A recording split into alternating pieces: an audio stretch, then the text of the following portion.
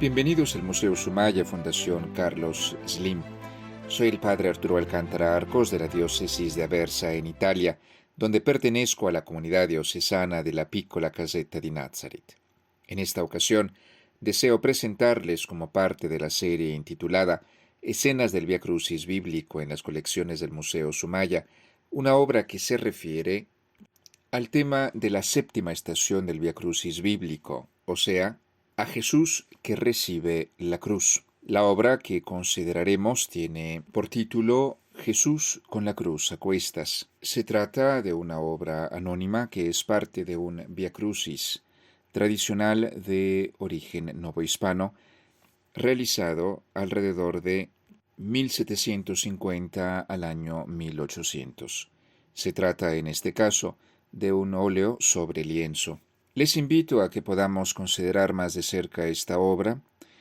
y sobre todo que nos podamos acercar más al rico contenido teológico que esta pintura nos presenta a partir del paso del Evangelio que la ha inspirado. La obra que estamos considerando en este momento, como he mencionado, es parte de una Vía Crucis tradicional que corresponde en resumen a la segunda estación del Vía Crucis tradicional, esto es, el momento en el que Jesús recibe la cruz y comienza a caminar con la cruz a cuestas. En la imagen se puede ver a Jesús que carga en efecto con la cruz y se pueden ver también a otros tres personajes. Se deduce, pues, en este caso que se trata de tres soldados romanos. Es interesante notar cómo en el fondo de la imagen se logra ver un edificio bastante grande, quizás con alguna torre que se distingue del lado izquierdo. Este edificio grande, por supuesto, es parte de el paisaje urbanístico de Jerusalén en la mente de este anónimo autor novohispano, pero al mismo tiempo debemos decir que este espacio puede ser fácilmente identificado con el lugar de la residencia o la sede de Pilato, donde Jesús fue condenado a muerte y muerte por crucifixión, y que por ende es el lugar, por así decir, desde donde Jesús está saliendo para comenzar su camino hacia el Calvario. La consideración de este episodio nos abre la puerta a una serie de reflexiones sumamente interesantes e importantes para poder comprender mejor esta imagen. Por un lado está el hecho de la cruz, que es el tema principal de esta estación del Vía Crucis bíblico. Sobre el origen de la cruz se discute hasta el día de hoy por parte de los estudiosos, pero muchos piensan que en realidad la cruz sería originaria del territorio del actual Irán, donde, habiéndose sucedido una serie de imperios, una de las formas más terribles de tortura para poder llevar a la ejecución capital de un reo era precisamente el hecho de crucificar a las personas. Según algunos estudiosos, pues, esta manera de torturar por un lado y, como consecuencia última, también de ejecutar a una persona, habría sido introducida en el mundo occidental, en el mundo romano más específicamente, en el período de las guerras púnicas,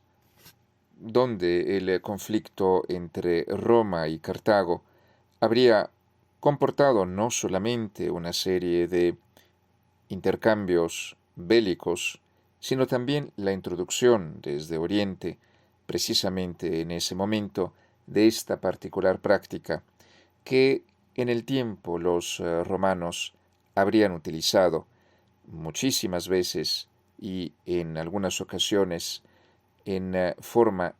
extremadamente numerosa como un auténtico modo de advertir a las poblaciones locales sobre las consecuencias que habrían podido padecer si se comportaran en una cierta manera y en el caso de los condenados a muerte en forma individual, como una advertencia terrible, para indicar en forma específica lo que habría sucedido a una persona si se comportaba en una determinada manera. A este punto debemos agregar algunos elementos importantes. Por un lado, es verdad y es claro que en la época romana prácticamente jamás un condenado a muerte llevaba la cruz por entero, como en realidad la iconografía cristiana nos ha presentado en la mayor parte de los casos. Lo que el condenado a muerte llevaba consigo era solamente la parte, la tabla horizontal, que en latín recibe el nombre de patibulum. Generalmente el condenado a muerte llevaba consigo una placa colgada en el cuello, donde se especificaba el motivo de su condenación a muerte. En el caso de Jesús, podemos entender y comprender que esta no fue la excepción, la de su situación específica, y esto es que Jesús debió haber también llevado al cuello el motivo de su condenación a muerte, que es exactamente la motivación que había presentado Pilato. Esto es, Jesús de Nazaret, el rey de los judíos. En resumen, se trataba, leído de una forma unilateral, de un crimen de lesa majestad. Sin embargo, por supuesto, las implicaciones, sobre todo por parte de los miembros del Sanedrín, los miembros, esto es, por así decirle, del Senado religioso de Israel, que habían decidido entregar a Jesús al prefecto romano, ciertamente complican las cosas, abriendo la puerta a una discusión, podremos decir, sin una posible y definitiva resolución sobre la causa que motivó en el fondo la condenación a muerte de Jesús. En todo caso, lo que tenemos es que Jesús, pues, no cargaba la cruz entera, como la iconografía, como hemos dicho, nos lo ha presentado, sino que seguramente cargó solo el palo, la tabla horizontal, el patíbulum, esto es, y generalmente a los condenados a muerte este patíbulum se les amarraba al cuerpo, esto con la intención de que no utilizaran el patíbulum como un arma, considerando también que cuando un condenado era llevado hasta el lugar de su suplicio, y esto, en el caso específico aquí de la crucifixión, la compañía de los soldados que iban junto con el condenado a muerte no necesariamente era una compañía inmensa, por lo cual convenía evitar que el condenado a muerte pudiera utilizar el patíbulum como un arma contra ellos. Algunos estudiosos han hipotizado, y esto considerando algunas maderas de Israel, que el patíbulum podía llegar a pesar hasta unos 40 kilos aproximadamente. Además, debemos recordar cómo los condenados a muerte con gran frecuencia eran antes flagelados, y esto para debilitarlos, por lo cual podemos imaginar entonces que ante la flagelación romana, que no conocía límites, que podía ser ejercitada, esto es, según el criterio y según la voluntad de los soldados que la llevaban a cabo, entonces todo ello nos permite entender que el sufrimiento de Jesús, ya flagelado y ahora con la necesidad de cargar con el patíbulum, ciertamente fue un sufrimiento grande. Terminamos pues estas consideraciones a partir de una reflexión de San Cirilo, obispo de Alejandría en Egipto, muerto en el año 444, el cual, con gran precisión teológica y una aguda inteligencia, nota algunos paralelismos entre Adán, el primer hombre, y Jesús.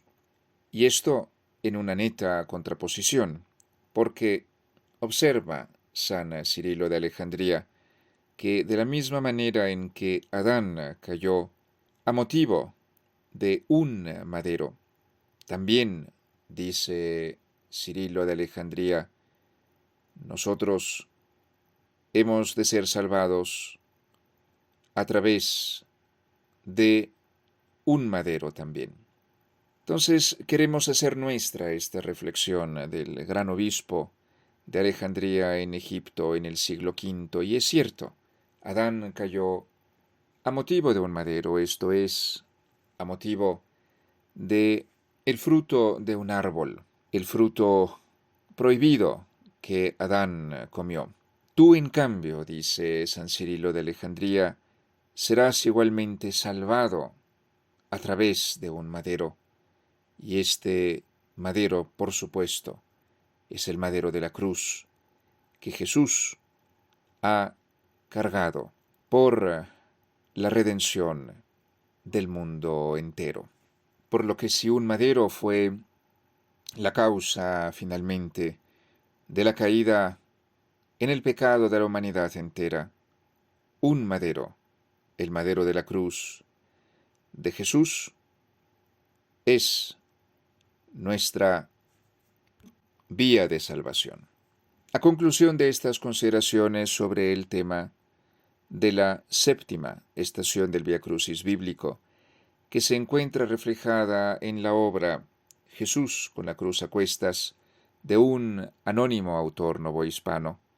no me queda otra cosa sino que agradecerles por su amable atención. Caminemos pues hacia la luz de la resurrección contemplando los sufrimientos de Jesús, padecidos para realizar la redención de la humanidad, a través de las obras maestras del Museo Sumaya de la Ciudad de México. Muchas gracias de nuevo y hasta entonces.